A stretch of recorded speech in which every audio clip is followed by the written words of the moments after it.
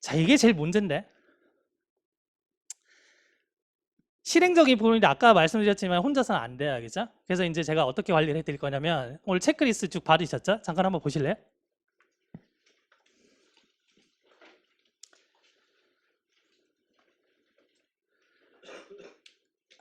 아, 혹시 안 받으신 분들 여기 앞쪽에 있으니까 받아가시면 돼요. 뒤쪽에도 남은 게 있을 겁니다.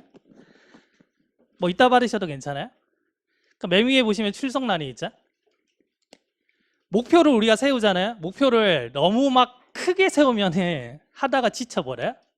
예를 들면 우리가 뭐 이제 목표를 잡는데 만약에 여성분들이 다이어트를 해서 나는 이번에 꼭 비키니를 입어야지 라고 다짐을 하는 겁니다. 하는데 우리가 이렇게 안 하잖아요. 비키니를 내가 사놓고 뭐다 내년 여름 때 꼭 입어야지 이렇게 안 하잖아요. 맞죠? 내년 여름에 그러면 이거 지키지를 못합니다.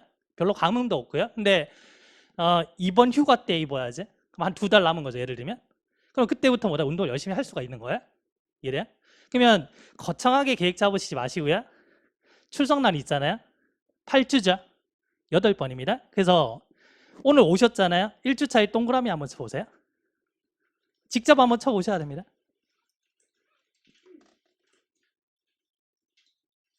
그래서 첫 번째 목적은 뭐냐면 이 출석란에 8번 동그라미를 다 치셔야 돼요. 만약에 내가 지각했다, 세모, 결석했다, X 하셔야 됩니다. 아시겠어요? 이 8개를 모으기가 되게 힘들어요. 자, 8주차 때 제가 물어볼 겁니다. 동그라미 8개 다 모으시면 손 들어보세요. 별로 안 돼요. 이래요? 그러면 막연하게 이런 생각 들잖아요. 뭐 하다가 결석할 수도 있지 뭐. 결석할 수 있어요. 있는데 문제는 뭐냐면 봐요. 우리 몸에 뭐가 있다고요? 원시적인 유전자가 있단 말이죠. 이래요? 그럼 결석 한번 하잖아요.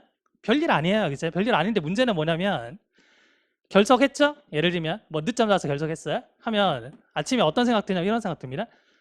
아니 뭐 어차피 늦었으니까 인강으로 보지 뭐. 그렇게 하고 결석해요. 이래요? 다음 주가 되잖아요. 더 큰 문제가 생겨요. 어떤 문제가 생기냐면 지난주에 결석했던 그 달콤함을 잊을 수가 없는 겁니다. 내 원시적인 유전자가. 지난주에 너무 편했던 거야. 왔다 갔다 안 해도 되지. 일찍 안 일어나도 되지. 지겹게 수업 안 들어도 되지. 또 이렇게 생각하면 머릿속에 합리화시키기 시작해요. 아참 인강 들으면 되지. 인강을 1.5배속으로 빨리 들으니까 시간도 단축돼. 이렇게 합리화시키기 시작해요. 그때부터 막 무너지기 시작하는 겁니다. 아시겠어요? 프리패스라는 제도가 되게 좋죠. 왜냐하면 학생분들 입장에서 아주 저렴한 가격에 많은 강의들을 들을 수가 있잖아요. 굉장히 좋은 제도예요. 근데 뭐냐면 마케팅적인 기법으로 이렇게 추적 해가면 거기에 뭐가 있냐면 원시적인 유전자 개념이 들어가 있는 겁니다. 이해하시겠어요? 합격하면 100% 환불해주죠. 되게 좋은 제도죠. 합격하는 사람 별로 없어요. 이해돼요? 나머지 그냥 들러리가 되는 거예요. 상담하자는 이런 분도 있습니다. 공부한 지 얼마 됐어요? 저 3년 됐는데. 어떻게 공부하셨어요? 이분은 독서실 끊어놓고 3년 동안 프리패스로 인강 만드는 거예요. 전국의 모든 교수님들의 인강을 거의 다 들었어요, 이분이. 착각하고 있는 거죠. 나는 개념은 잘 돼 있는데 왜 떨어지지? 그러면 성적을 딱 보면 거의 다 꽈락이에요. 그럼 이분은 어떻게 착각하시냐면 내가 인강을 듣는 게 내 실력이구나 이렇게 착각하시는 거예요. 인강은 복습을 위해서 보는 거지 예? 진짜 실강을 대체하기 위해서 보시면 안 돼요. 그렇죠? 오셔가지고 우리가 이렇게 만났잖아요. 공부도 사람과 사람 사이 만남이거든요. 그냥 만나면 어떤 사람은 되게 편하고요. 어떤 사람 되게 불편한 사람이 있어요. 왜 그러냐면 우리가 보이지 않게 뭔가 파동이 움직이거든요. 사람과 사람 사이에. 수업을 해보면 그래요. 어떤 수업은 되게 에너지가 막 넘치고요. 어떤 수업은 그냥 축 처져요. 수업하면서 내가 계속 지쳐요. 이런 수업이 있어요. 보이지 않게 뭐다 그런 주파수가 막 움직이고 있는 겁니다. 이해돼요? 그래서 오셔가지고 뭐 잔소리를 듣더라도 오셔가지고 잔소리를 여기서 들으셔야 돼요. 진짜 몸이 힘들어도 오셔가지고 여기서 앉아서 들으셔야 돼요. 근데 그걸 할 수 있는 의지가 안 되면 합격하기 되게 힘들어요. 퍼센테이지 굉장히 낮았잖아요. 4%도 안 되잖아요. 거기 들어가려면 대충 해서는 안 된다는 거죠. 이해하시겠어요? 그래서 첫 번째 목적은 8개의 동그라미를 모으자 이겁니다. 자, 그 다음에 이제 여기 보시면 기상시간과 취침시간이 있죠. 맞아요? 너무 중요한데 이런 상담을 많이 해요. 집중력이 많이 떨어져요. 수업 중에 피곤해요. 수업 들을 잠이 와요. 이런 얘기 많이 합니다. 이래요? 근데 내가 수업 중에 잠이 온다는 건 뭐냐면 그냥 오늘 피곤하구나 이런 단순한 개념이 아니고요. 그냥 내 생활 패턴이 그냥 무너진 겁니다. 생활 패턴이 무너졌다는 얘기는 공부할 수가 없어요. 공부에 집중 안 되고요. 복습도 못 하고요. 뭔가 할 수 있는 의욕이 안 납니다. 그렇죠? 그 다음에 공부해 보시면 아시겠지만 공무원 수업 자체가 굉장히 방대해요. 대부분 과목들이. 일주일을 밀어버리잖아요. 그러면 이걸 복습할 수 있는 감당이 안 돼요. 이게. 그럼 복습 계속 안 하죠. 그러면 양이 계속 쌓여버리죠. 한번 안 하게 되면 또 하기 싫어져요. 그럼 계속 그 악순환에 빠지는 겁니다. 그렇게 하다가 시험이 가까워지면은 남들이 다 이제 모의고사 강의들이니까 그냥 따라 듣는 거예요. 그렇게 수험 생활이 지나버려요. 그럼 당연히 합격할 수 없겠죠. 이래요. 그래서 가장 중요한 게 뭐냐면 기상 시간과 지침 시간을 일정하게 유지시키셔야 돼요. 기상 시간을 일정하게 유지시키라는 얘기는 일찍 일어나는 얘기 아닙니다. 그죠? 예? 본인한테 맞게끔 일어나시면 돼요. 7시면 7시, 8시면 8시. 근데 적어도 학원 수업이 9시잖아요. 그러면 학원에 8시 반에 도착할 수 있게끔 기상 시간을 맞추셔야 돼요. 이해하시겠어요? 예? 그래서 반드시 이걸 좀 하셔야 됩니다. 자, 그 다음에 취침시가 마찬가지예요. 12시를 넘기지 않는 게 좋아요. 공부하실 때. 막 필 받아서 막 새벽 2시까지 공부하잖아요. 그 공부 아닙니다. 예? 새벽 2시까지 공부하는 거는 그냥 중학교, 고등학교 때 내신 그냥 전날에 하는 거고 우리가 하는 공부는 뭐냐면 1년이란 장기적인 레이스잖아요. 예? 근데 오늘은 11시에 잤다가 오늘 또 필 받아서 막 새벽 3시에 자고 막 이러시면 안 된다는 얘기예요. 그럼 봐요.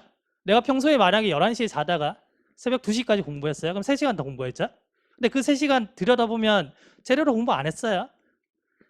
정말 집중해서 3시간 했다고 가정해보자. 근데 3시간을 버리잖아요. 그럼 다음날 그냥 다 죽어버립니다. 밸런스가 무너지기 때문에. 아침에 일찍 일어나기도 힘들고요. 수업 듣는 내내 피곤해요. 그럼 하루가 날아가는 겁니다.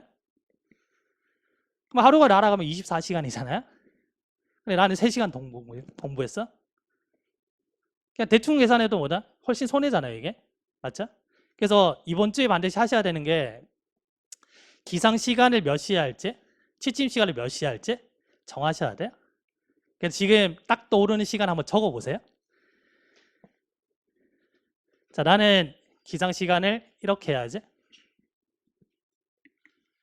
너무 과하게 확 줄이시고 이러시지 마세요, 그죠? 예? 그래서 내가 지킬 수 있는 시간 한번 적어보세요. 이걸 꼭 지키셔야 됩니다. 이걸 일주일 동안 한번 해보세요. 알겠죠? 자, 그 다음에 문법 복습 있죠? 그래서 마찬가지로 복습을 했으면은 동그라미. 조금 부족했다 그러면 세모. 안 했으면 X를 하는 겁니다. 아시겠죠? 내가 1년 뒤에 합격할지 안 할지 이거 일주일만 적어보시면 답이 다 나옵니다. 합격하실 수 있는 분들은 거의 동그라미가 많겠죠?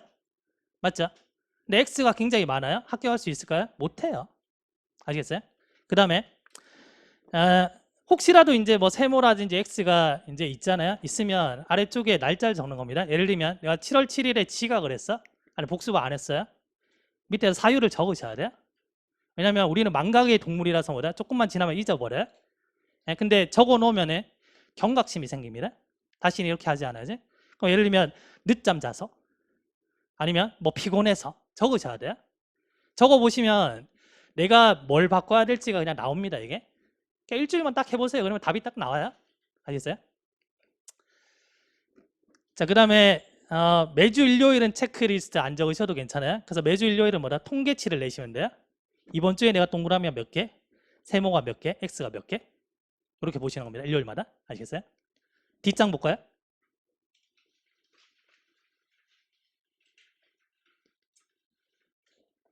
자, 그래서 이제 체크리스트 관리를 제가 네이버 카페에서 해드릴 건데 네이버 카페에 가입을 해주시면 되고요. 인증샷을 찍어야 되는데 3장을 찍어야 됩니다. 첫 번째는 뭐냐면 기상시간. 아침에 일어났잖아요. 그러면 딱 일어나서 뭐냐면 기상했다는 인증샷을 찍으셔야 돼요. 아시겠어요? 모든 인증샷은 거기 보시면 타임스탬프라는 어플이 있습니다. 그게 뭐냐면 사진 딱 찍으면 거기 시간이 딱 기록돼요. 몇 월 며칠 시간이 기록돼요. 그래서 일어나셔가지고 화장실에 가셔가지고 세면대에 물 틀어놓고 손을 찍는다든지 뭐 부담되게 막 셀카 찍지 마시고요. 뭐 아니면 칫솔 찍는다든지 하시면 돼요. 눈 딱 떠서 내가 만약에 7시 기상이다. 그러면 7시 10분 내로 올리셔야 돼요. 아니면 주무신 겁니다. 이해하시겠어요? 뭐 이런 식으로 올리시면 돼요. 손사진. 아침에 제가 찍은 사진입니다. 저는 4시에 일어나거든요. 보통 한 11시 반쯤 자요. 4시에 일어나요. 4시에 일어난 지가 한 1년 됐어요. 원래는 4시에 안 일어났어요. 원래는 한 6시쯤에 일어났거든요. 일어났는데 공부하시는 분들이랑 같이 저희가 이제 습관을 바꾸려고 이 챌린지를 하면서 조금씩 줄였습니다. 첫 번째 주는 한 20분을 줄였고요. 그렇게 하다가 한 2개월 정도 하니까 4시까지. 그 이상 줄이니까 생활이 안 되더라고요. 그래서 한 1년 정도 계속 4시에 일어나고 있거든요. 일어나서 하는 게 뭐냐면 어휘 자료라든지 그런 자료도 올려드려요. 단톡에 올려드리고 여러 가지 좋은 글귀도 올려드리고 뭐 등등 뭐 그렇게 살고 있습니다. 그죠? 또 이거 보시고 딱 4시부터 일어나야지 이렇게 하지 마세요. 못해요. 예? 그래서 본인에게 맞는 시간을 정해서 10분씩 줄이는 건 괜찮아요. 일주일에. 근데 갑자기 뭐 1시간 줄이고 이렇게 하지 마세요. 알겠죠? 그래서 사진을 먼저 찍으시고 카페에다 올려주시면 됩니다. 요거 하는데 5분도 안 걸려요. 알겠죠? 그 다음에 자 체크리스트 있죠? 그러면 동그라미 세모가 막 기록되겠죠? 하루하루. 그러면 체크리스트 전체 사진 한번 찍는 겁니다. 알겠죠? 기상 인증샷은 아침에 올리시고요. 나머지는 뭐다? 그냥 주무시기 전에 올리시면 돼요. 그래서 체크리스트 전체 사진 찍으시고요. 자, 그다음에 문법 가속도 복습 내용 사진 찍는 겁니다. 뭐 이런 식으로. 그래서 뭐 몇 시에 내가 어떤 수업 공부를 했어? 찍는 겁니다. 아시겠죠? 그럼 이렇게 하면은 이제 기상 인증샷을 아침에 올렸잖아요. 그럼 나머지 체크리스트랑 그다음에 문법 가속도 복습 사진 그렇게 자기 전에 찍으시면 됩니다. 그럼 이렇게 하는데 그냥 한 10분 걸립니다. 해보시면 알겠죠? 자, 그 다음에 이제 밑에 보시면 잠깐 볼까요? 그래서 어디에 올리는지 어떻게 제목 달아야 되는지는 세부적으로 제가 써놨습니다. 이거 읽어보시고요. 자, 5번에 보시면은 그러면 각자 게시판에 쭉 뭐가 올라가겠죠. 올라가면은 또 피드백이 있어야 돼요. 그래서 하루에 한 분한테 뭐 2분도 괜찮지만 과하게 하지 마세요. 그냥 한 분만 하세요. 한 분 딱 찍어가지고 뭐 스티커를 달던지 수고하셨습니다 달던지 달아주세요. 그럼 서로 동기부여가 되면 습관이 좀 빨리 바뀔 수가 있거든요. 그다음 6번에 보시면은 인증샷 마지막에 주무시기 전에 올리실 때 그냥 인증샷만 올리시면 또 이제 재미가 없어요. 근데 습관을 바꾸실 때 좋은 게 하루를 정리하는 게 필요하거든요. 그러니까 예를 들면 오늘은 수업 중에 조금 집중이 안 됐는데 어떤 이유 때문에 집중이 안 된 것 같아? 그렇게 그냥 일기 쓰듯이 그냥 올리세요. 그러면 계속 이제 자기 성찰이 되거든요. 그러면서 계속 이제 올바른 방향으로 갈 수 있게 되는 거죠. 자, 그 다음에 7번. 그래서 유튜브나 카카오톡 쭉 다 가입해 주시면 되고요. 자, 8번에 보시면은 간단한 질문은 제가 카톡 아이디가 거기 나와 있죠. 간단한 질문은 카톡으로 주시면 되고요. 그래 조금 이제 길어지겠다 싶으면은 네이버 카페에 질문란에 남기시면 돼요. 남기시면은 보통 24시간 안에 제가 답장을 다 해드려요. 알겠죠? 아니면 수업 중에 제가 답변을 다 드릴 겁니다. 그래서 영어에 관한 것도 좋고요. 뭐 공부 방식, 습관 뭐 이런 것도 괜찮고요. 심지어는 저는 다른 과목 상담도 드려요. 왜냐 어차피 공부는 동일하기 때문에 상담을 하잖아요. 그러면 공부하시는 거 그냥 다 들고 오라 그래요.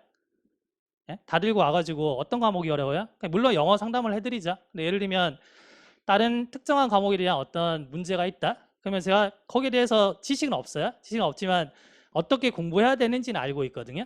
거기에 대해 상담을 해드립니다. 아시겠어요? 그래서 궁금한 거 있으시면 편하게 생각하시고 언제든지 연락을 주시면 됩니다. 아시겠죠? 자, 그래서 오늘 이 키워드만 기억하십시오. 알겠죠? 방식을 바꿔야 되겠구나. 그 다음에 모든 수업을 들어보면 그렇잖아요. 그러니까 수업을 듣는다는 얘기는 교수님께서 오랫동안 연구하신 방식을 내가 좀 더 빨리 습득하기 위해서 수업을 듣는 거거든요. 듣고 나서 이거를 뭐다 복습 안 하면 아무것도 아닌 게 돼버려요. 예? 그래서 오늘 서두에 우리가 너무 중요한 시간임에도 불구하고 여러 가지 얘기를 했잖아요. 오늘 영어 수업도 되게 중요하지만 앞에서 제가 말씀드린 게 이거 너무나 중요하거든요. 예? 그래서 이거를 또 이제 할지 말지를 여러분들이 결정하는 겁니다. 귀찮아서 안 하는 사람이 반 이상일 거고요. 그다음에 실행하는 사람이 한 30% 될 겁니다. 평균적으로 다 봤을 때. 근데 30% 중에서 8주 동안 끝까지 실행하시는 분들은 결국에는 10%가 남게 될 거예요. 여기 계신 분들은 모두가 그 10% 안에 드셨으면 좋겠어요.